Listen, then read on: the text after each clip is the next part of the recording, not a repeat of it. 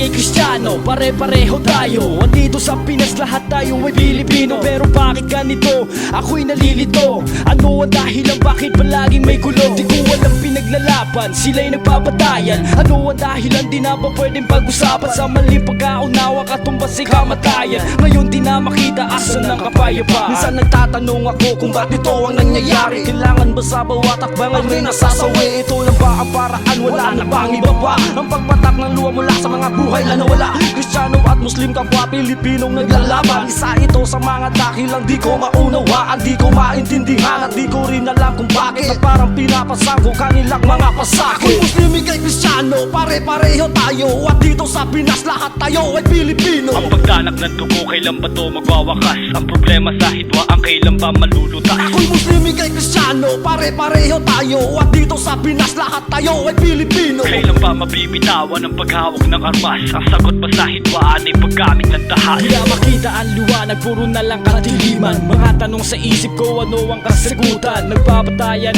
ang dahilan lamang ay pera. Politika daw ang rason kung bakit merong gera. Subukan pag-usapan nang wala nang masawi. Kailangan ba dumanak ng dugo bago magbugi? Sa laban na sinalangan, ito ang aking bayan. Parehas Pilipino, bakit ba nagpapatayan? Ilang pagpapatak ng dugo dapat na maidilig sa lupa. Ilang magulang at anak pa ba ang dapat na lumuha bago matapos ang hindi matigil-tigil na hitwa? Hanggang saan, hanggang kailan bago makamit ang kapayapaan? Para saan pa sinasabi na tayo'y Pilipino kung ang pagmamahal sa kapwa ay wala sa ating puso? Sa dahilanan lamang na pinaglalaban ay prinsipyo at tinayaan na maghari ang galit sa ating puso. Kung Muslim ikay Kristiyano, pare-pareho tayo. At dito sa Pinas lahat tayo ay Pilipino. Ang pagdanak ng dugo, kailan ba to magwawakas? Ang problema sa hitwa, ang kailan ba malulutas? Kung Muslim ikay Kristiyano, pare-pareho tayo. At dito sa Pinas lahat tayo ay Pilipino. Kailan ba mabibitawan ang paghawak ng armas? Ang sagot ba sa hitwaan ay paggamit ng dahas? Maraming buhay lang nasayang, dapat na itong tigilan. Walang kabuluhan, bakit anong pinaglalaban? Sa putok ng baril, buhay ang siyang kabayaran.